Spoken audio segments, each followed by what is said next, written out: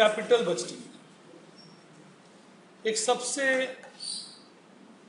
Important chapter, बहुत अच्छा chapter capital budgeting, काफी नॉलेज देता है। आइए पहले इसका मतलब समझते हैं। जब हम कैपिटल बजटिंग का बात करते हैं तो इसका मतलब ये होता है कि हम बड़े प्रोजेक्ट्स की बात कर रहे हैं। हम यहाँ पर बड़े फैसले लेना चाहते हैं, जैसे हम एक पर्टिकुलर फैक्ट्री लगाएं या ना लगाएं, जैसे हम अपनी फैक्ट्री को दिल्ली से हटाकर बॉम्बे ले जाएं ना ले जाएं। जैसे आपको याद होगा टाटास के केस में हुआ था ना कि सिंगूर से फैक्ट्री शिफ्ट करनी पड़ी थी उनको गुजरात नैनो के लिए, तो वो भी एक कैपिटल बस्टिंग डिसीजन होता है। तो कैपिटल बस्टिंग डिसीजन जो होते हैं बड़े इंपॉर्टेंट होते हैं। रीजन, यहाँ पे बड़े बड़े फैसले किए जाते हैं कि पर्टिकुलर होटल वहाँ पे लगाएं ना लगाएं, पर्टिकुलर फैक्ट्री लगाएं ना लगाएं, अपने होटल के सारे एसी चेंज कर दें, सारे के सारे रेफ्रिजरेटर बदल दें, मतलब बड़े लेवल के डिसीजन। तो ये जो है सही डिसीजन बड़ा इंपॉर्टेंट है क्योंकि इसमें बहुत पैसा इन्वेस्ट होता है। तो कैपिटल बजटिंग डिसीजंस जो होते हैं बड़े इरिवर्सिबल टाइप होते हैं। जैसे आपने एक होटल खोल लिया, अब आपको लग रहा है ये तो गलत डिसीजन हो गया,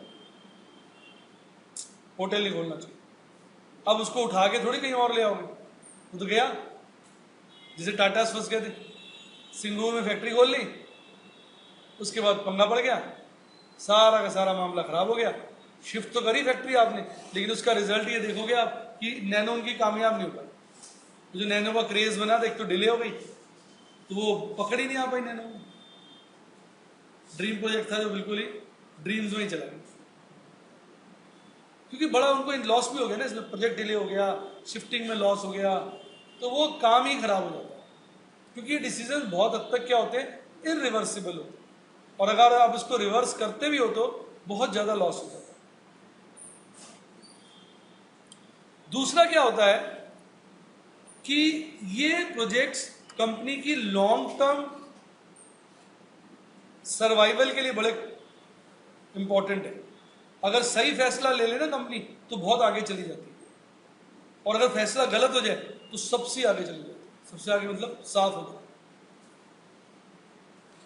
मैं आपको एक कंपनी बताता हूं जिसका मैंने देखा, थोड़ा सा मुझे रिलेटेड एग्जांपल लगता है। वो एक कंपनी हुआ करती थी, रियल वैल्यू अप्लायंसेस लिमिटेड,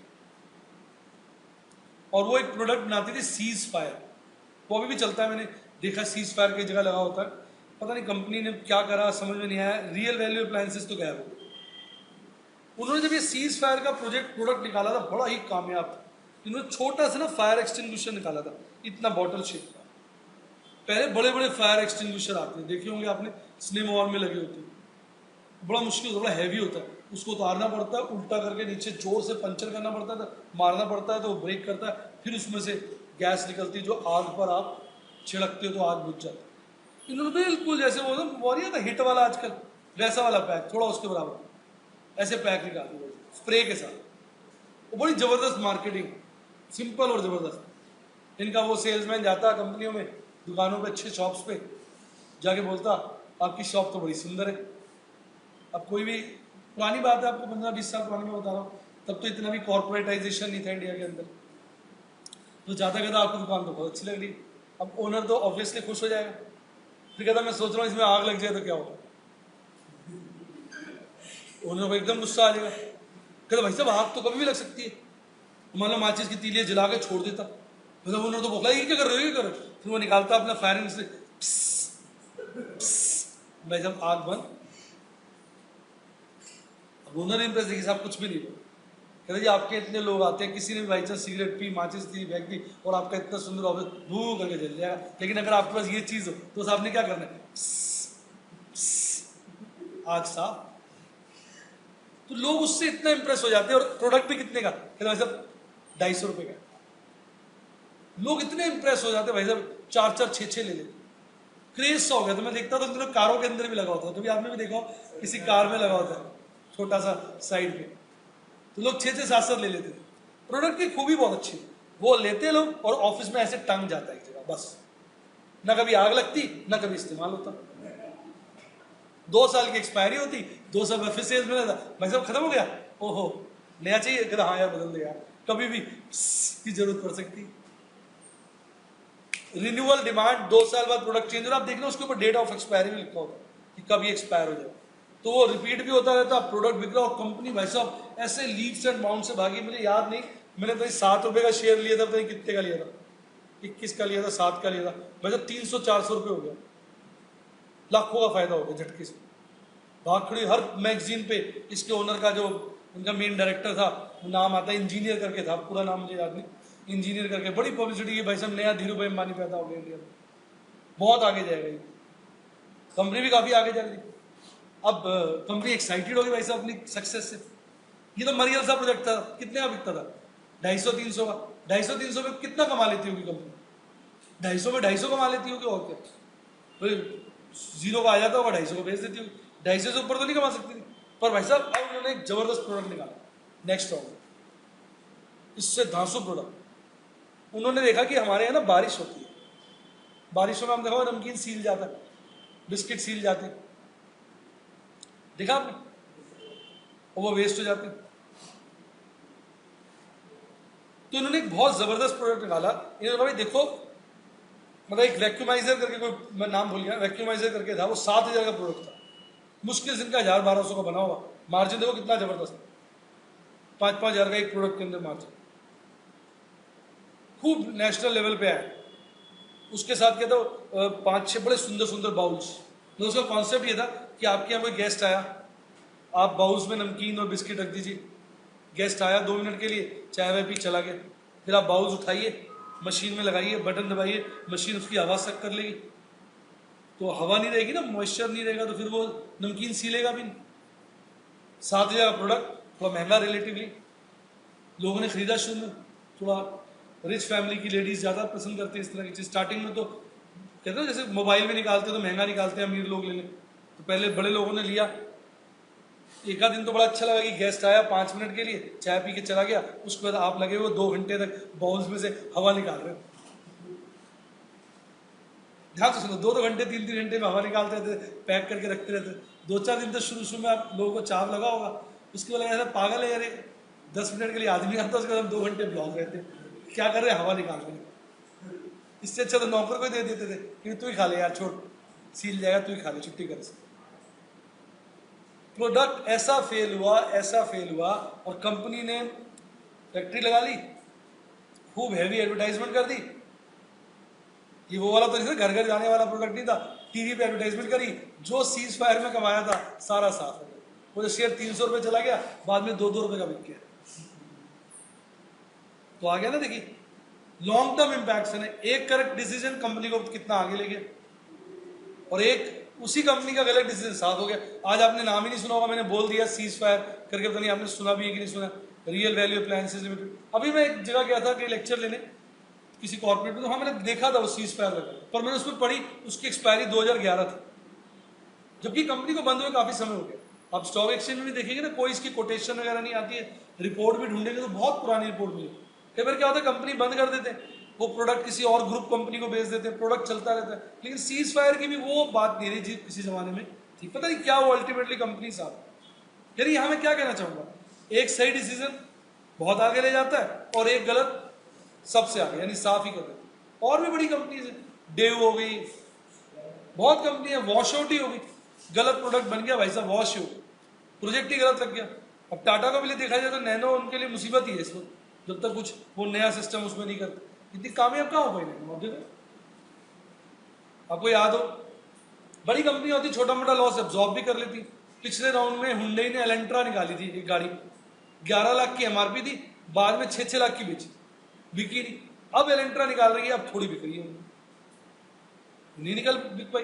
तो डिसीजन बड़ा इंपॉर्टेंट है, बड़ा सोच समझ से लेने वाला, नहीं तो कंपनी की कंपनी साफ हो जाती है। बहुत सारी कंपनियां साफ हो गलत डिसीजन की वजह से, तो इसलिए बहुत ध्यान से लेने वाला। तो यहां पे यही बता रहा हूं कि लॉन्ग टर्म इंपैक्ट्स होते हैं, और जो हमें आगे भी ले जा सकते हैं और बर्बाद भी कर सकते हैं। और यहां पे यही लिखा है कि अगर गलत डिसीजन हो जाए तो कंपनी ही टोटल वाइप ऑफ हो जाती है। बहुत कंपनी के साथ हुआ है यार, गलत प्रोजेक्ट में हाथ डाल दिया। यूनिटेक को ही ले लो, टेलीकॉम में हाथ डाला था भाई साहब, डायरेक्टर जो इनके अंदर भी हुआ है, आपको पता होगा, काफी दिन तक बंद रहे थे। यूनिटेक ने टेलीकॉम में हाथ डाला, टेलीकॉम चलाया चलू तो है नहीं, वो यूनिनॉर करके आना था, वो ढंग से चला नहीं, और अब ना उसका बैड इफेक्ट किस पे आ गया, उनके रियल एस्टेट के बिजनेस में आ गया। रियल एस्टेट वैसे भी खराब हो गया, उन शेयर की बैंड बच गई। 500 रुपए का शेयर बिकता था, आज का भाव देखोगे 19 रुपए का। एग्जाम्पल है कैपिटल बस्टिंग। गलत लाइन में चले गए तो बाहर निकलना ही सुसाइडल हो जाता, ना बाहर निकल पाता ना अंदर रह पाता। तो इसलिए इसकी बहुत ज्यादा इंपॉर्टेंस। अब जब हम कैपिटल बजटिंग की बात करते हैं तो सबसे पहले हमारे सामने दो कॉन्सेप्ट्स आते हैं। आज तक जो आपने बात करी है ना, वो करिए अकाउंटिंग प्रॉफिट्स। किसकी बात करिए? Accounting profits. आपने कैश प्रॉफिट की कभी भी बात नहीं की। आज हम एक नया टर्म सीखेंगे, कैश प्रॉफिट, क्योंकि कैपिटल बजटिंग में हमारा देखने का नजरिया डिफरेंट होता है। यहां हम ये देखते हैं क्या लगाया और क्या पाया, क्या लगाया और क्या पाया, मतलब कितना कैश लगाया और कितना कैश पाया। देखने का नजरिया जो है वो ये। तो अकाउंटिंग प्रॉफिट तो अपना वही पुराना प्रॉफिट है जो आप निकालते हो। कैसे निकालते हो? ध्यान से सुनिए। सेल्स लेते हो, सेल्स में से वेरिएबल कॉस्ट घटाते हो, फिर फिक्स कॉस्ट घटाते हो, फिर डेप्रिसिएशन घटाते हो, फिर इंटरेस्ट घटाते हो। ऑल्दो इस चैप्टर में इंटरेस्ट हम कंसीडर नहीं करते हैं, क्योंकि जो लोन होता है ना, उसको भी हम कैपिटल मान के चलते हैं। क्या मान के चलते हैं? कैपिटल। फंड मान के चलते हैं, लॉन्ग टर्म फंड। पर फिर भी आप कंसीडर कर सकते हो अभी के लिए। तो ईबीटी क्या हो गया? Earning before tax. सेल्स में से हर प्रकार की कॉस्ट घटा दिया। कौन कौन सी? Variable cost, fix cost, depreciation, interest. आपका आ गया ईबीटी। इस ईबीटी का आपने T% लिया तो आपका आ गया टैक्स। अब आप क्या करेंगे? ईबीटी में से टैक्स घटा देंगे तो आपका आ जाएगा अर्निंग आफ्टर टैक्स। ईबीटी में से टैक्स घटा देंगे तो आ जाएगा अर्निंग आफ्टर टैक्स। तो बेसिकली ये आपका अकाउंटिंग प्रॉफिट है, जिसकी आपने आज तक सदा पढ़ाई की है। 12th में भी आपने नेट प्रॉफिट रेशियो निकाला होगा, तो उसमें आप क्या करते थे? Earning after tax upon sales into 100। Return on investment भी निकालते थे, तो अर्निंग आफ्टर टैक्स। तो आपने आज तक इसकी ही चर्चा की है। वो क्या हो गया? Sales minus variable cost minus fix cost minus depreciation minus interest minus tax. तो जब आप सेल्स में से ये सब चीजें घटाते हैं तो आपका अर्निंग आफ्टर टैक्स आ जाता है। ये आपका अकाउंटिंग प्रॉफिट। अब आप ध्यान दें इस पे कि इसमें सारे खर्चे वो हैं जो अल्टीमेटली आपको कैश में पे करने, जो अल्टीमेटली आपको कैश में पे करने। सिर्फ इसमें एक खर्चा ऐसा है जो नॉन कैश है, और वो है डेप्रीसिएशन। तो जो कैश प्रॉफिट होता है, ये वो प्रॉफिट होता है जो हम कैश में रियलाइज करते हैं। किस में रियलाइज करते हैं? कैश में। तो इसलिए जो कैश प्रॉफिट होता है वो earning after tax plus depreciation. क्योंकि अगर आपने डेप्रिसिएशन के लिए पेमेंट नहीं किया, इसलिए अगर आप डेप्रिसिएशन को ऐड कर देंगे अर्निंग आफ्टर टैक्स में, तो आपका कैश प्रॉफिट नहीं निकलेगा। तो what is cash profit? It is earning after tax plus depreciation. दूसरे शब्दों में, सेल्स में से आपने हर चीज घटानी है डेप्रिसिएशन को छोड़ के, तो वो आपका कैश प्रॉफिट हो जाएगा। यानी सेल्स में से आप क्या घटाएंगे? Variable cost. क्या घटाएंगे? Fix cost. क्या घटाएंगे? इंटरेस्ट। क्या घटाएंगे? टैक्स। ये सभी चीजें आप सेल्स में से घटा देंगे तो आपका कैश प्रॉफिट आ जाएगा। लेकिन आप डायरेक्ट कैश प्रॉफिट नहीं निकाल सकते। लॉजिक बनाइए क्यों? क्योंकि टैक्स निकालने के लिए आपको ईबीटी चाहिए, और ईबीटी निकालने के लिए आपको एक बार ही डेप्रिसिएशन माइनस करना पड़ेगा। तो जब आप एक बार डेप्रिसिएशन माइनस कर देंगे तो ईबीटी से आप ईएटी निकाल लेना टैक्स माइनस करके, फिर वापस डेप्रिसिएशन ऐड कर देना, तो आपका क्या आ जाएगा, कैश प्रॉफिट। क्लियर हुआ? आइए एक क्वेश्चन कराता हूं, उससे आपको बिल्कुल क्लैरिटी हो जाएगी। कहता भाई एक कंपनी की जो सेल्स है वो 3 साल की हमें एक्सपेक्टेड है 200 लाख होगी, 400 लाख होगी और 500 लाख, और जो वेरिएबल कॉस्ट है वो उसकी जो है 40%, fix cost excluding depreciation 50 lakh है और डेप्रिसिएशन जो है 60 लाख, टैक्स रेट 40% है। क्वेश्चन कह रहा है अकाउंटिंग प्रॉफिट और कैश प्रॉफिट निकालना। इसके लिए मैं आपके लिए एक सिंपल सा फॉर्मेट दे देता हूं जो आपको हेल्प करेगा। ये हो गया फॉर्मेट।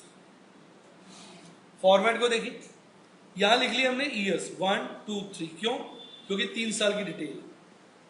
फिर हमने लिख ली सेल्स, फिर लिख ली वेरिएबल कॉस्ट, फिर लिख ली फिक्स कॉस्ट, फिर लिख लिया डेप्रिसिएशन। सेल्स को अगर मैं ए बोल दूं, इसको बी, इसको सी, इसको डी, तो ईबीटी क्या हो जाएगा, ए माइनस बी माइनस सी माइनस डी। फिर ईबीटी को मैंने किससे मल्टीप्लाई कर दिया, टैक्स रेट से, तो मेरा क्या आ गया, टैक्स। अब ईएटी क्या होगा, ईबीटी में से टैक्स घटा दिया, इस वाले ईबीटी में से ये वाला टैक्स घटा दीजिए। और कैश प्रॉफिट क्या होगा, ईबीटी में ईएटी में वापस डेप्रिसिएशन ऐड। आइए मैं आपको दिखाता हूं। सेल्स बोला है 200 lakh,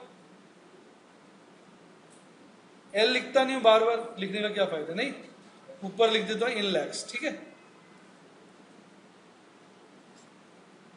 200, 400, 500, variable cost 40%, 80, 160, 200, fix cost 50, 50, 50, depreciation 60, 60, 60। अब बताइए ईबीटी क्या आएगा, पहला आ रहा है 10, दूसरा 400 माइनस 160 माइनस 50 माइनस 60, 130, तीसरा 500 minus 200 minus 50 minus 60, 190। Tax rate 40% है, 190 का 40% 76, और बाकी कितना हो जाएगा 144 अर्निंग आफ्टर टैक्स। इसी तरह 130 का 40% 52, बाकी ये जो बचा अर्निंग आफ्टर टैक्स 78। इसी तरह 10 का 4 और ये 6। अब आप क्या करोगे, इसके लिए ईएटी में डेप्रिसिएशन ऐड कर दोगे। डेप्रिसिएशन का है ये फिगर ईएटी में ऐड कर दो, तो क्या आ जाएगा 66, 138, 174। ये आपका कैश फ्लो। कैसा लगा, कोई डाउट, क्लियर? तो कैश प्रॉफिट क्या हो गया, earning after tax plus depreciation. Theme समझ में आ गई पूरी की पूरी? पीछे लिख ली।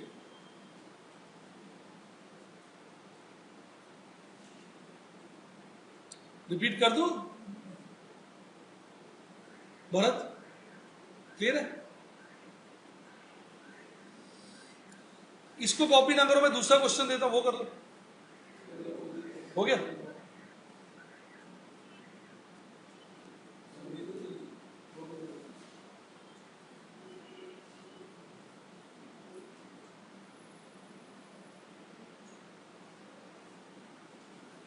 तो आपको डिफरेंस समझ में आ गया कैश प्रॉफिट और अकाउंटिंग प्रॉफिट में?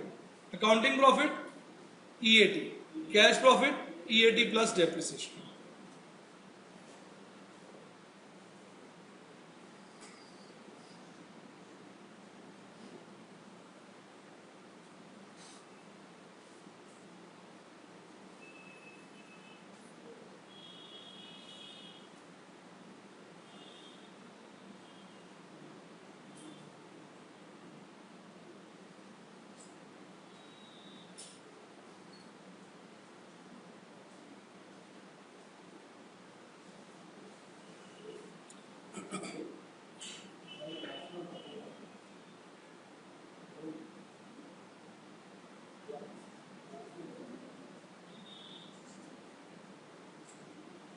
पलट दे।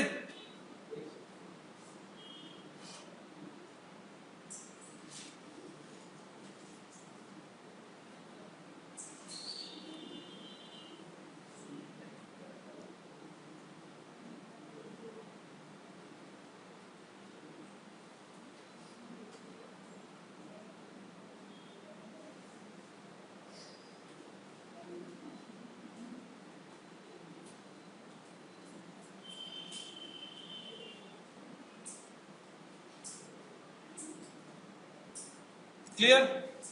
एक क्वेश्चन आप करिए ट्राई। ये तो उसका ही आंसर होगा जो करा। ये रखो क्वेश्चन 2।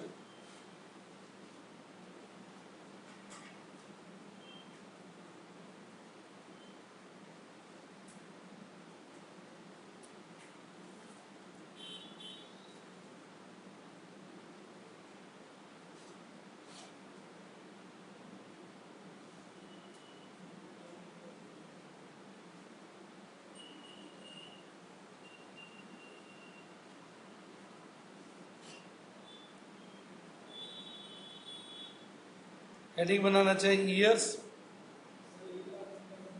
सेल्स, सेल्स हो जाएगा units into selling price, variable cost, fix cost, depreciation, earning before tax, tax, earning after tax, cash profit. Amount हम लैक्स में लेंगे। गेम 4 साल की है, 1 2 3 4। पेन का रंग चेंज कर लेते हैं। पहले साल सेल्स क्या होगी? 50,000 है।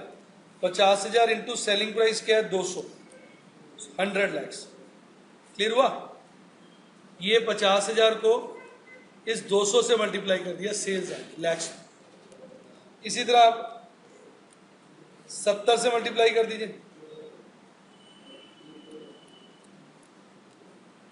140 लाख। फिर 1 लाख से मल्टीप्लाई कर दीजिए, 200 लाख। और फिर 1 लाख से मल्टीप्लाई कर दीजिए, 200 लाख। वेरिएबल कॉस्ट के लिए इन यूनिट्स को आपको 40 से मल्टीप्लाई करना।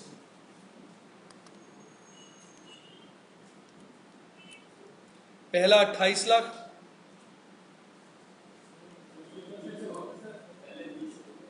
नहीं 28 तो नहीं आएगा यार, 28 कैसे? 40 इंटू 0.4,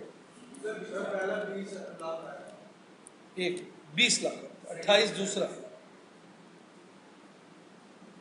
पहला 20 लाख, दूसरा 70 इंटू 40, 28 लाख। तीसरा है 40 इंटू 1 लाख, 40 लाख। फिर 40 लाख। फिक्स कॉस्ट उसने बोला एक्सक्लूडिंग डेप्रिसिएशन 10 लाख। 10 10 10 10। डेप्रिसिएशन आप निकाल सकते हो, पुराना बचपन का फॉर्मूला है, cost minus scrap upon life. याद आया कुछ? 100 लैक्स का हम खरीद रहे हैं, 4 साल बाद 40 लाख की बिकेगी, तो हर ईयर का डेप्रिसिएशन क्या होगा? 15 लाख। तो डेप्रिसिएशन 15 लाख, 15 लाख, 15 लाख, 15 लाख। 100 में से 20 गए, 10 गए, 15 गए, 55 लाख। 140 में से 28 गए, 10 गए, 15 गए, 87 लैक्स। 200 में से 40 गए, 10 गए, 15 गए, 135 लाख। 200 में से 40 गए, 10 गए, 15 गए,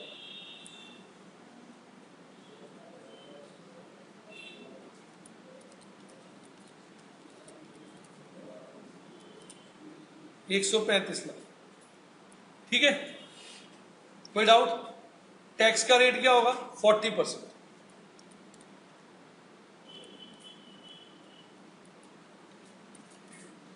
पहले का टैक्स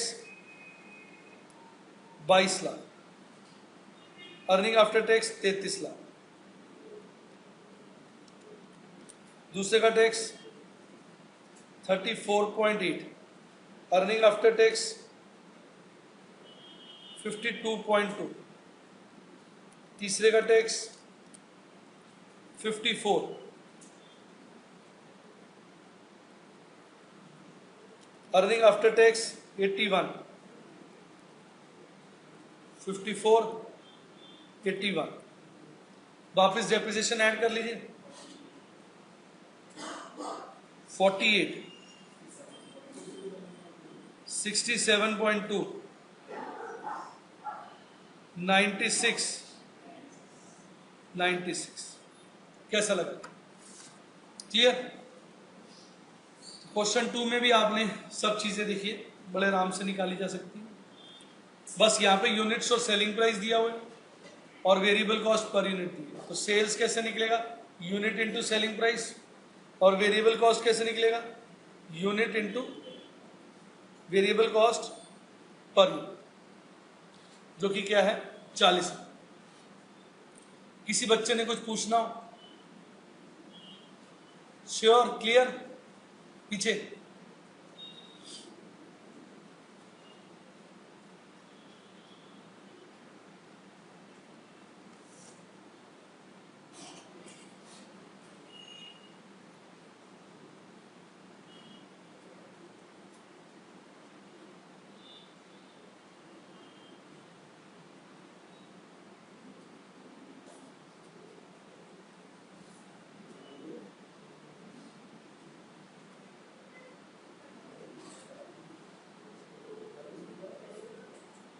हटा दें?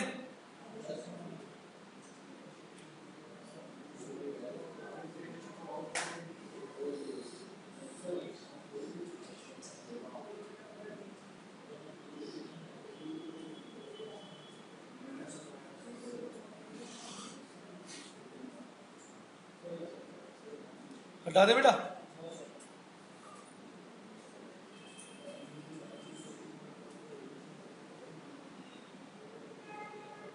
एक और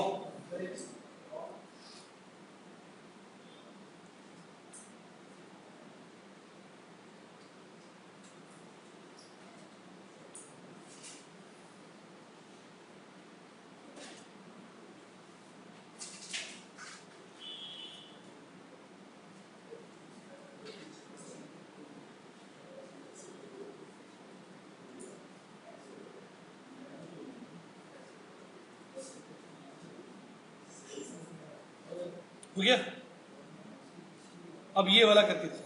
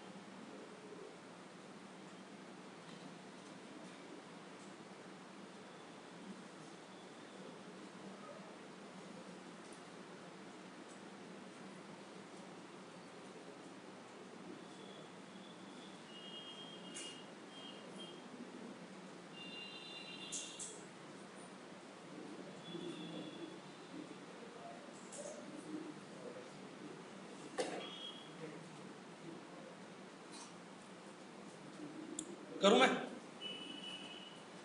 आइए, ईयर्स 1 2 3 4। अब यहां उसने अर्निंग आफ्टर टैक्स दिया है, ध्यान दीजिए। कह रहा है ये जो अबव प्रॉफिट्स हैं ये after paying tax of 30% for first 2 years and 40% for next 2 years के 200 300 400 और 500। डेप्रिसिएशन क्या हो जाएगा? Cost minus scrap upon life. Cost कितनी बता रहा है? 1200। स्क्रैप कितना बता रहा है? 200। लाइफ क्या बता रहा है? 4। 1200 माइनस 200 अपॉन 4 250 आ जाए। तो 250 250 250 250। अब कैश प्रॉफिट निकाल लें, वो क्या हो जाएगा? Earning after tax plus depreciation 450 550 650 750। कैसा लगा? टैक्स का कुछ नहीं करना, आपने जरूर टैक्स का कुछ कर दिया हो। किस किस बच्चे का ठीक आ रहा है? चलिए, कई बच्चों का आ गया। इसमें टैक्स के रेट का कुछ नहीं करना, वो बुद्धू बनाने के लिए दिया हुआ है।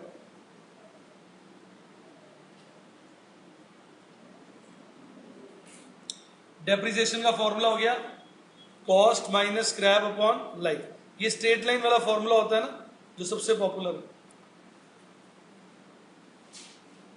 तो अर्निंग आफ्टर टैक्स दिया हुआ है, डेप्रिसिएशन आप निकाल कर उसको जोड़ देंगे तो आपका कैश प्रॉफिट आ जाएगा। कोई डाउट? क्लियर?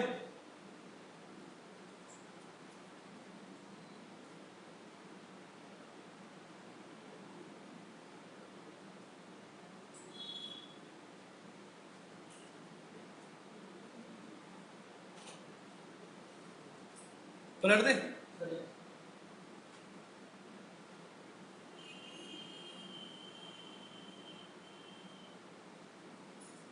बुद्धू बनाने के लिए अच्छा सवाल।